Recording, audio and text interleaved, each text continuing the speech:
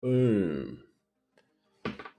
So, hey guys, welcome to the Monsters Lair podcast, this 13th of the 10th, 2017, with your host, Monster69, as usual, from Sydney, Australia, transmitting live and direct. And I've got my man on the other side of the globe in London, Sticky L. Ricky. How are you, mate? Hey, doing well, dude. How are you? Very excited to be here. Absolutely. I'm very well, thanks, Ricky. And in this episode of our podcast, guys, we've got a very special guest and good friend, Space Cowboy 207, on the other side of the globe in America. How are you, mate? I'm doing well, my friend. How are you this evening? I'm very well, man. I think we've got the 3 points of the globe covered. We've got like a United Nations thing happening at the moment, gents. If we all kind of lean to the left at the same time, I'm sure we can kind of get the Earth sort of out of its orbit. So nobody move.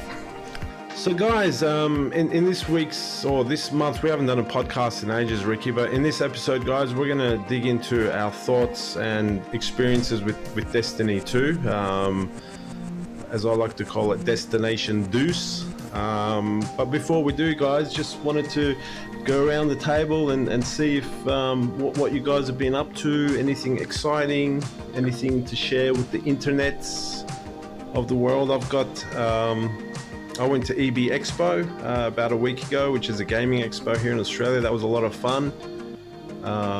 Ricky, what are you doing, man? What game are you playing at the moment? Yeah, I've moved on from the world of Overwatch, and I'm into Fortnite Battle Royale. It's come out on the PlayStation, so I've been going on there. Really enjoying it. Sure, I can tell you more about that another time. So yeah, it's going well. We played a couple of games, and we somehow managed to win one of them, didn't we, Ricky? Sure did. I uploaded that onto the YouTubes. Have you gone back or not? I played a couple of times, but man, without you, I suck. Let me tell you, I suck. It's a different style of game. I play with some friends sometimes, and they don't get it. It's not all about run and gun and whatever. You've got to be patient. Yeah, it's good stuff. I've been dabbling in that game as well, and it does feel like it encourages camping. With the fort building aspect of it. Every time I went in a solo match, 9 out of the times I would come around a corner in a house or a building or something like that, and someone had dug out a wall that I didn't see, and as soon as I stepped in the room, shablam, right in the back. Fun game. Really fun game. And that's the main difference, right, with PUBG is you can build your own stuff, which is pretty crazy in that type of game, and set your traps. And I saw one guy, he was getting shot at, and as he was running away, he was just like rapidly building these walls for cover. It was so, yeah. It was I pretty had cool. one guy that I was in a match, and I found it odd, like I'm looking at this house, and at the top of the stairs of the house, I see a blue gun, a green gun, a pile of ammo, a couple hand grenades, and I'm like, what is going on here? So I walk up to the top of the stairs, it was a trap. Someone got baited. Totally baited, man. Total, like hook, line, and a fucking sinker, man. I'm not even bullshitting. Walk right up the stairs, look at the loot, and bam, guy shot me, and I was just like, smart motherfucker, good job. I always see these guys building staircases, like these big epic staircases, to try and get to the top of a hill or whatever, and every time someone just shoots the base of the steps and the whole thing collapses and they fall. No, that was like, hard. man, it never works. Another really good tactic I saw, man. These guys are ingenious, man. These games. So there was a bunch of guys that built a fort, and I ran into the fort. So I was inside this fort with high walls, and then the opposing players outside the fort, they built one of those same staircases, Ricky, like up into the sky, so they could shoot down into the fort. It was awesome. They were just chucking grenades down on us. You were lulled into a security. Yeah, it was kind of like a siege weapon almost. So yeah, it was pretty cool. It's a fun game. EB Expo, man, I got to talk about the expo I went to. I've been to a few different expo, guys, but this one, I went with Jeremy, and we had the best fun. They had this whole section of all these old consoles in one corner, and usually when you go to these conferences, it's a struggle to get your hands on something because it's just the crowds and the queues and stuff. But we ended up playing all these old school games for hours on end, which was a lot of fun.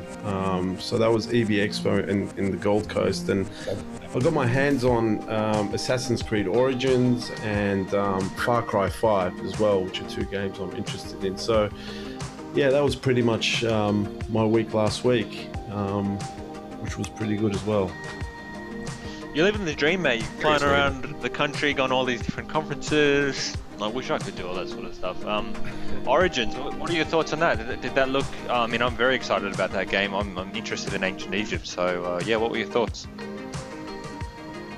Oh man, I'm not an Assassin's Creed player, so I'm not a really good sort of guy to judge against the history of it, but I just love the fact that it's Ancient Egypt. I love the fact that it's the first Assassin. So for a guy that hasn't played Assassin's Creed, I think it's one of the best games to step in, I think, because it's like the beginning, and it's Egypt. And also being an RPG fan, apparently, I mean, I experienced the combat. I don't know, you guys played Assassin's Creed. Is it true to say that the combat, you can get away with a bit of button mashing in the past? I've never played Assassin's Creed, so I can't comment. Oh, there you go. It's more of a timing. It's more of button timing on your attacks and stuff like that. It's more about being stealthy, because like these guys were the first, I shouldn't say the first, but they're like the Eastern Society's version of ninjas. Yeah. So to say. So you want to be stealthy, you want to sneak up behind people and murder them from behind as often as possible. Right. Because apparently the difference with Origins, and maybe we can do another podcast when the game comes out and we play it, is that they've gone to full role-playing mechanics.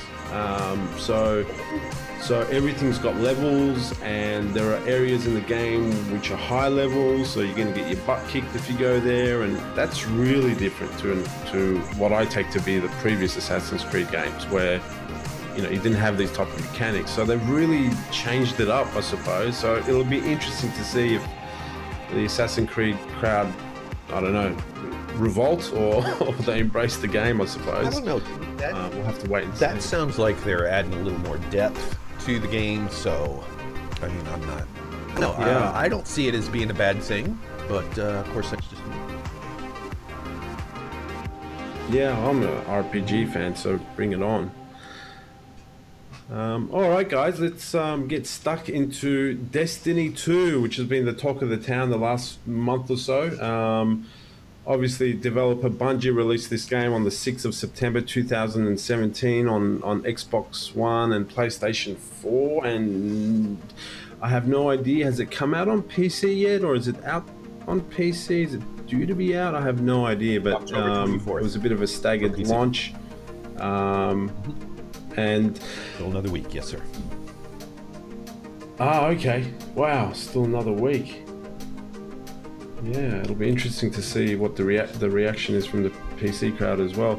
So I suppose before we get stuck into it, let's sort of go through our Destiny resumes or Destiny backgrounds, so everyone gets the context of our either criticisms or whatnot. So Ricky, you haven't played Destiny, is that correct, man? Yeah, that's right.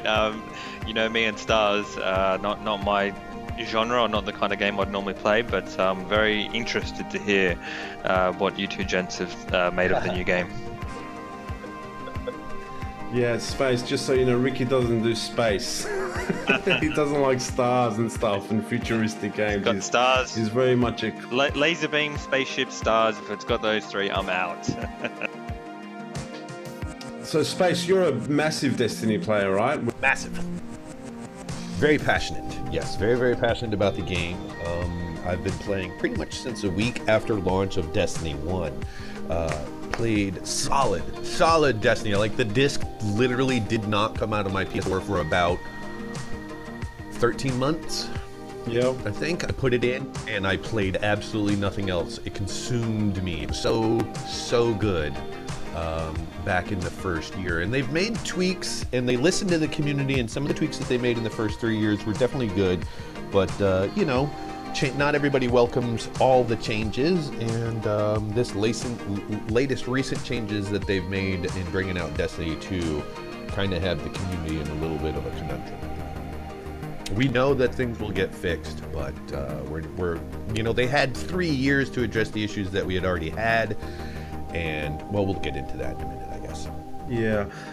So Space, how like compared to Destiny 1, man, like just at a broad level, are you, you know, if you know, in the companies that we work for, me and Ricky, we got this thing called the NPS score, which is pretty much a simple rating system of thumbs up, thumb in the middle, or thumb down. So compared to Destiny 1, Space, where would you place Destiny 2? In a very general I would term. place it at the same level, but in a different kind of context. The thing that I loved about Destiny 1 was, like, you finished the campaign at level 20. The campaign had no story to it at all. There were maybe 3 or 4 cutscenes to it. And so our problem with Destiny in year 1 was that there was, like, no story. We had no idea why we were shooting these bad guys. The game literally just said, there's the bad guys, go shoot them. So we were like, okay, sure. The gunplay, still to this day, is absolutely the best gunplay in any game I've ever played, in my opinion. It feels so good to shoot a gun in Destiny. But it's gone from the point of there was a lot of stuff to do at endgame in Destiny 1 to not so much in Destiny 2. And I think that is the big miss that they're missing this time. Yep. They listened to the community when we were saying there's no story. Why are we doing what we're doing? Why do we have to go outside of the game to find the story? So let me back up and give you a little bit more about that. What was going on in the first rendition of Destiny is that when they had collectibles out in the environment. Hundreds of them, like little tiny, they were called, you know, your ghost that you carry around, Maz? You played a little bit. Like Yeah. Your ghost. Yeah. They were lost ghosts out in the environment. And those ghosts held all of the lore to the game. So when you would find this ghost, it would unlock a Grimoire, what was called a Grimoire card. Now, it would have been awesome if the Grimoire cards were right in the game, but they weren't. You had to go to Bungie.net to read what was on the Grimoire card after you unlocked it. So you would have to... And that's insane. Right, exactly. So you would then have to leave the game to find out what the story behind the Grimoire card was. And that's kind of where we were a little bit disappointed. And so they fixed that in Destiny 2. They put the story front and foremost in the game, but as you can tell with the campaign, in my opinion, the campaign was good because it was there, but it was really a vanilla campaign. I mean, again, bad dude coming to destroy the world. Please stop him, you know, so... Yeah. But, yeah. you know... And that's what Destiny 1 struck me, man. I was kind of like, I never played it like you did, Space. But this game that had like no lore, Ricky, like zero lore. and you know, all the major game reviewers, the GameSpots, the IGNs and stuff, everyone was okay with it. And it was kind of like a joke. Like the game would have got whatever 8 out of 10 or whatever, but no one really cared that it didn't have any lore. And I suppose, Space, is that because just the gameplay was so goddamn good, would you say? Or Yeah, man. That's exactly what it is, Maz. The gameplay is so goddamn good. Exactly right. I mean, like, I've never, like, you know, you just heard me say it. I've never had a game where it felt so good to shoot the guns and kill the enemies. Yeah. And just do the things, you know. So the activities in there, fucking amazing. You know what I mean? Yeah. Like the public events with them having mechanics. I mean, that's huge, you know, because they didn't really have that before. A lot of the enemies in Destiny 1 were simply bullet sponges. You know, Yeah. there was no real like tactics behind taking down the bosses other than avoid his bullets and fill him with yours. You know, Yeah. and that was another thing that people had complaints about. And as you can see now with Destiny 2, they've put mechanics into the public events, and they've made them actually worthwhile. But then at the opposite end of that spectrum, it seems like public events, that's the only thing there is to do in Destiny 2. Yeah. So we'll get into that when I talk about mine. So with the story that you speak of, so it actually does sound very similar to what they do in the From Software games like Dark Souls. So I love Dark Souls, I love Bloodborne, but when you're playing those games, there is kind of like a story, but it's not clearly laid out for you. And to be honest with you, unless you go and pay attention and look it up, it's very likely that you'll have any idea what's going on. Having said that, there's a very good atmosphere in the games. They build the world really well. You know, just in Dark Souls, there's kind of this. You start the game and off in the distance you can see like a castle, and throughout the whole first half of the game you're looking towards that castle off in the distance, and then eventually you kind of get there, and it's kind of like been building up to this big climactic moment when you're achieving something. So even though the first game didn't have a lot of lore or storyline, what about just building the world and making you feel like you're in a very interesting place, and there's a big war going on all around you? How do you feel? Wonderful. They did that? That's one of the comments that I was going to make, is the environments in the game are amazing. They're beautiful, they're well thought out, they're well planned. It's almost like the worlds in the game are actual characters themselves. There's so much depth to them, and they've done such a fantastic job at designing the worlds. But you know, at the same time, they're a little bit on the small side, honestly. I feel like they could have opened them up a little bit more. There's areas that are locked away, and I know they're going to be locked behind DLC.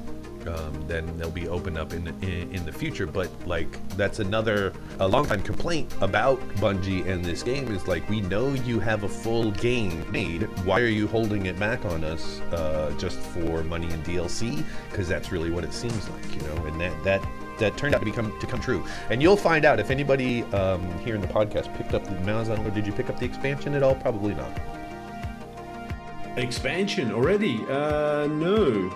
Yeah, you could buy. Did you have to pay for it? Yes, there's 2 expansions coming out every year. Oh, dear. Yeah, $19 a pop, or you can buy the end of the year, you know, in one package for $35 and save yourself a little bit of money. When I bought Destiny, I just traded a shit ton of games in, and I got $100 worth of credit. So I got all of it. So I'm in Destiny for the first year, regardless of what becomes of it. So yeah, I'm still looking forward to it. I still find it to be a good game, but like I said, with certain complaints. Yeah. Is there just focusing in? So man, I've got a problem with this expansion thing coming out, I have to say. It feels like, because we paid full price for the game, to me, I feel like I ran out of content really quickly, and then you get into this sort of cycle of, like, every week they have these activities and stuff that you can do. So there's this, like, you know, the Correct. end game is just this weekly cycle of stuff. But when they say MMO, right, my instincts only can go back to my experiences, and one of my experiences is other MMOs that I've played, and those MMOs that I've played, you know, like, have lasted with content for like 1-2 years of just rich content, you know, never at a loss for something to do. But I found Destiny, Elder Scrolls. yeah, ESO for example, for years and years, and I'm still walking around finding missions to do that I haven't done. Yeah. So now that they're releasing expansions, I'm just, that's just a little bit of a rort to me. It's like not much content released initially, and then, you know, a month later we'll do an expansion. Yeah, 3 months later, and I'll tell you what it is. It's the raids. Like, when people get into Destiny, hardcore players, that's the experience that we're at. That's what we're paying the money for. It's not for all the bullshit in between, you know, the story, blah blah blah blah blah. I mean, all that stuff is icing on the cake. What we're after at the end of the day is that raid, and that's what we're paying for. And you know, this ties in with gear. A lot of the complaints that a lot of people are having about the raid and stuff like that. Yeah. But that's what people go for, hardcore players when we're getting the expansion, or you know, it's just casual players that just like the game and like the gunplay, so forth. Yeah. The raid, the goddamn raid. Yeah, The reason I say that, every single Destiny player, every single Destiny 2 player that I've spoken to that love Destiny 2, I've kind of like, you know, aired my grievances with them. I'm like, you know, it ran out of content a bit too quick.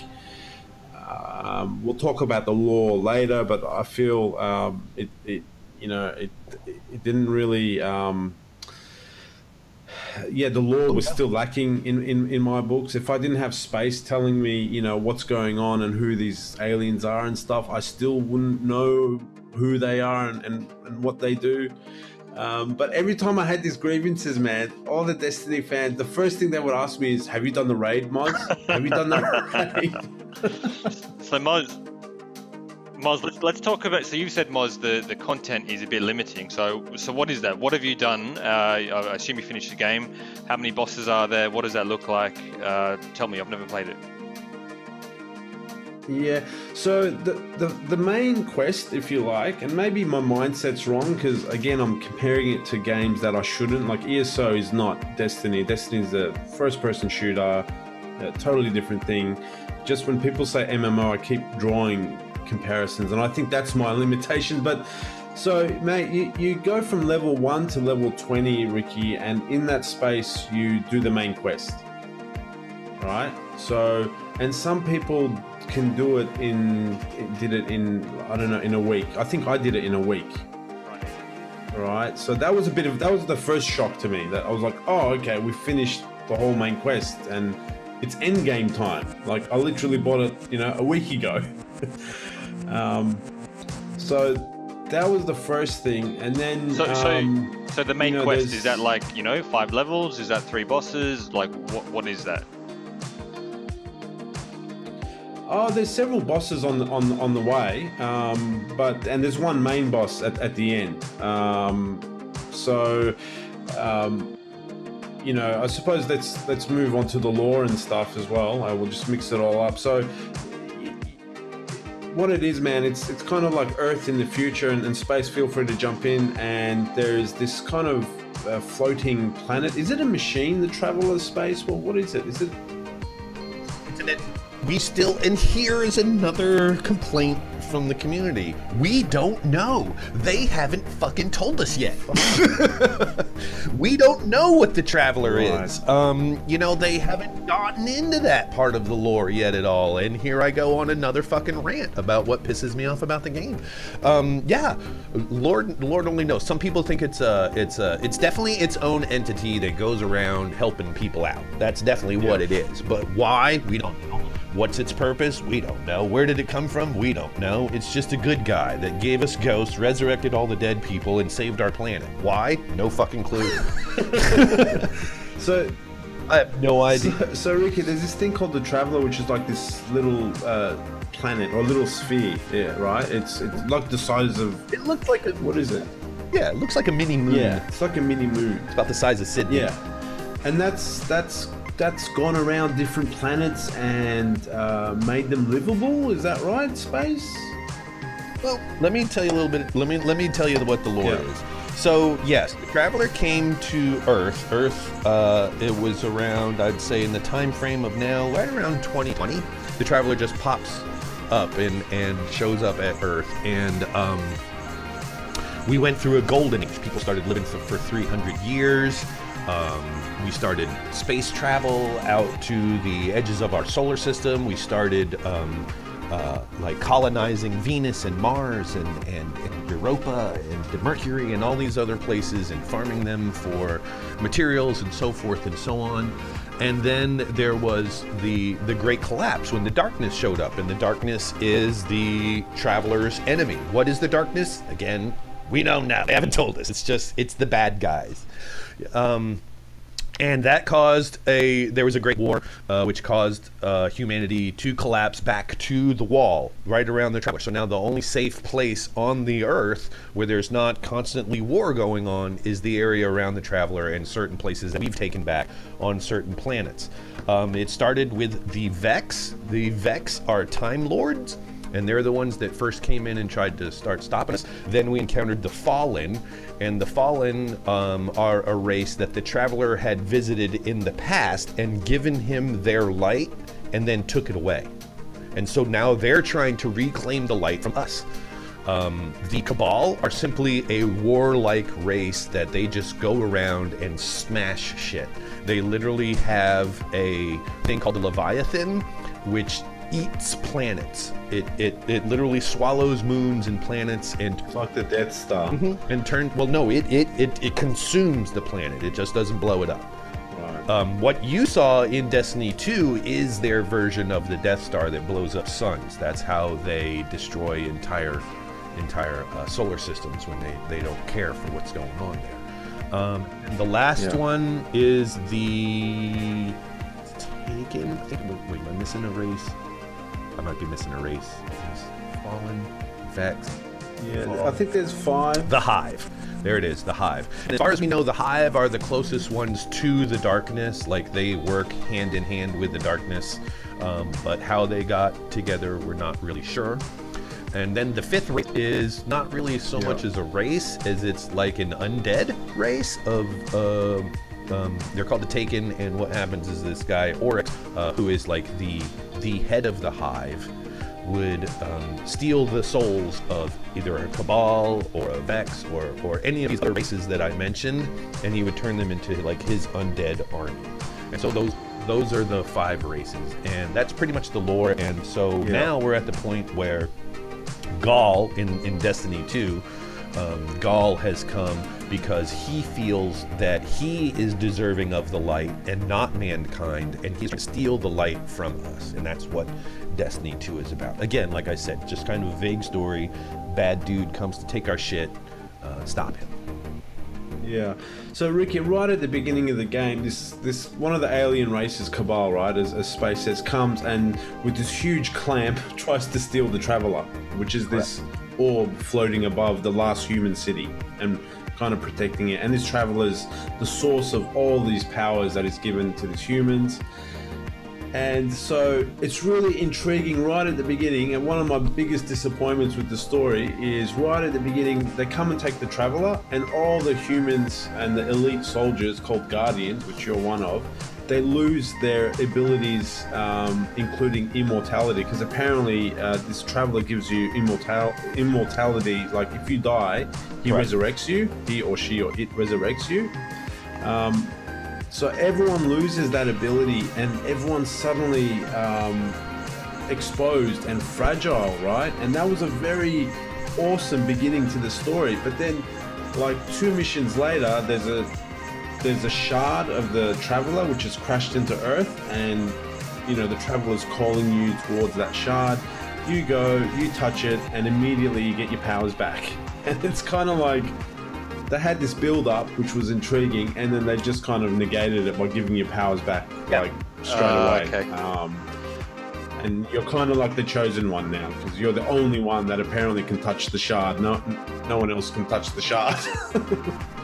Yeah, that's what I was gonna say. So yeah, you're like the last hope for humanity, and it's kind of it is. It's a nobody else can find the shard. Nobody else can go there and touch it and get their powers back. I mean, what about Zavala and all the other Guardians that are still with us? Yeah, like none of the main characters can go and touch the shard. But having said that, you're the chosen one. But when you're in the world, you're running around. There's a million other players that are using powers. So. It just, it's all disjointed. Yeah, you lose a bit of the continuity. So another thing for me, man, as a like a new player to Destiny, and the reason I came in is because of these promises Space was talking about, like they were going to have a story and they were going to learn from their mistakes and lore this and lore that. So, Space just rattled off 5 alien races. To me, like, all that stuff that Space told you, man, you don't get that from the game. Like, you don't learn any of that. Like, what that race does, what this race does, what that race does at all. They all become one big mishmash of enemies that you shoot at. Like at the end of the day, I didn't care what I was fighting. I just enjoyed shooting them. And there was no prominent characters in each faction. You didn't get a sense of any culture or different factions or unique characters that might have popped up from these crazy different races. Like in Mass Effect, for example, you know, you get different characters and stuff. You know, you had these 5 different races, but they all just became stuff you shot at. And I didn't really care what they were. They're all kind of got clumped into one sort of mold in my eyes, and that was just the enemy. Bad guy shoot, yeah.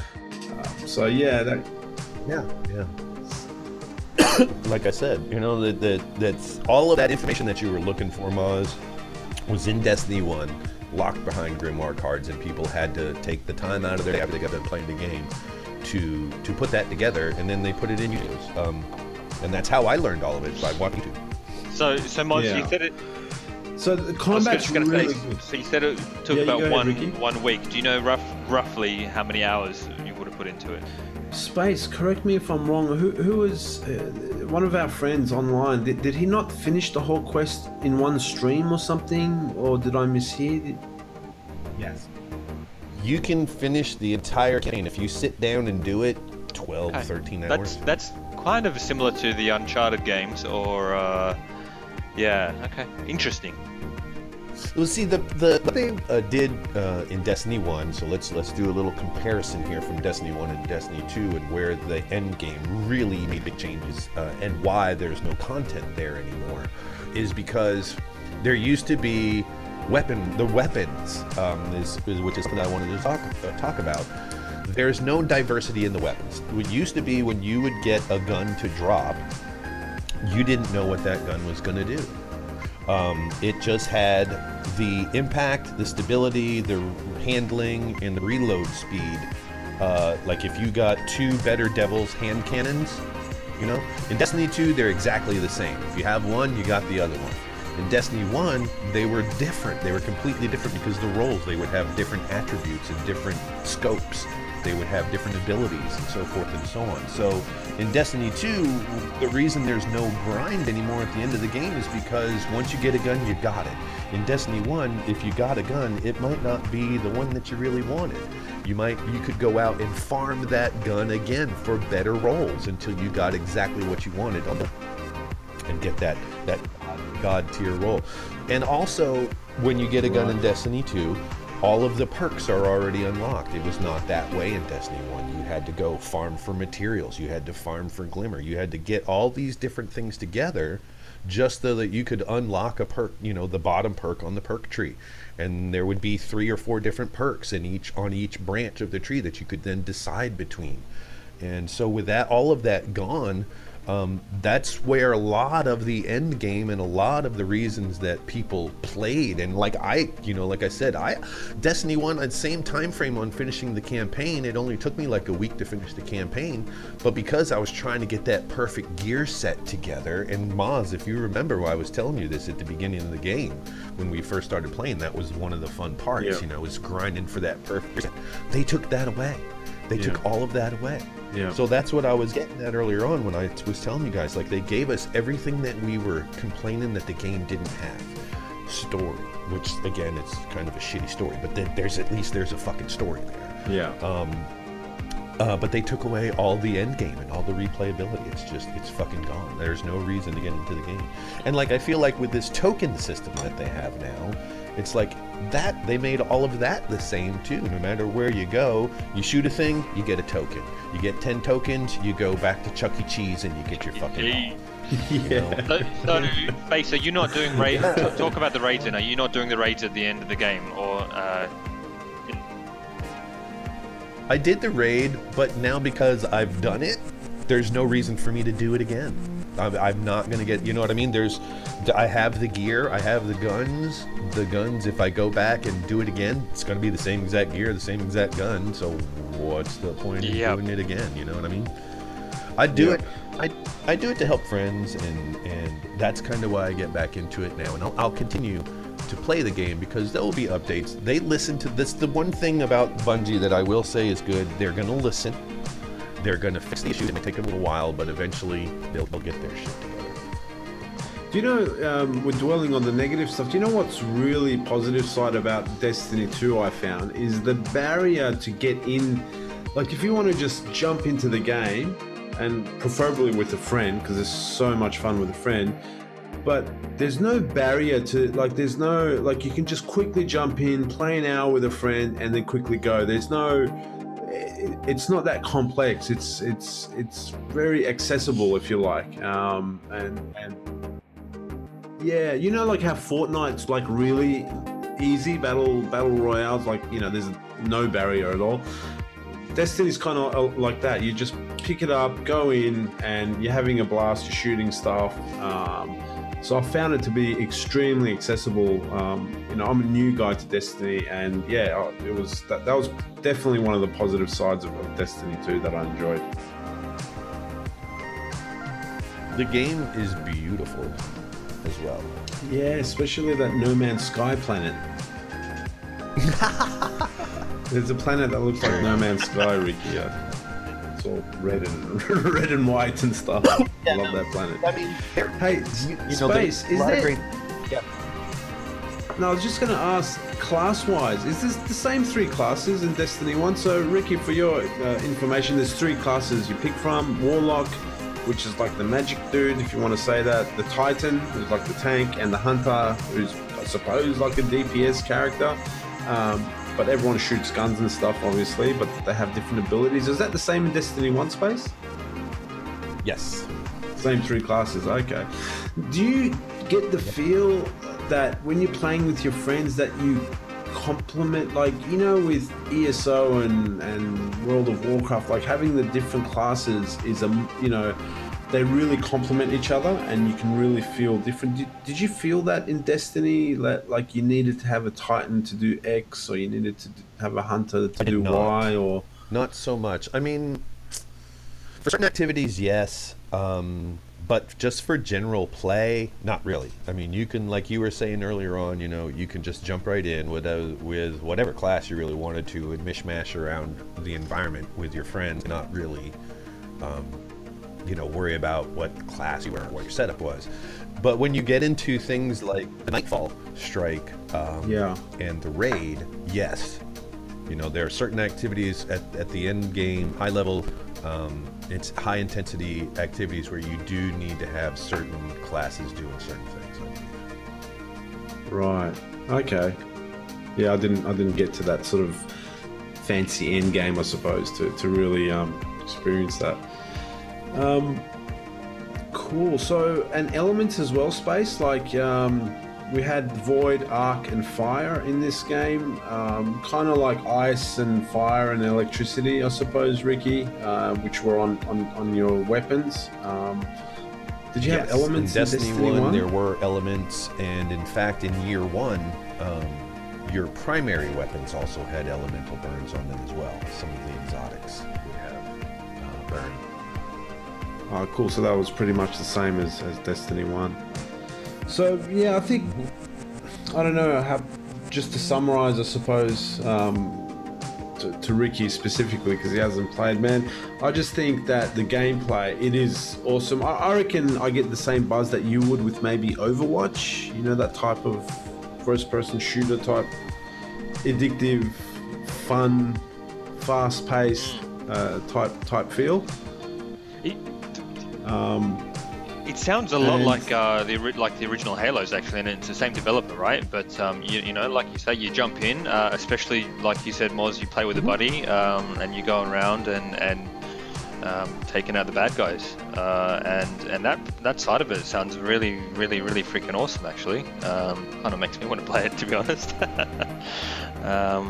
So yeah, I actually think you might like it, Ricky, to be honest. From the pattern of games that you play, you know, like sort of just fast and fun and you know, not overtly like complex and hardcore, I suppose, in regards to crap you need to worry about.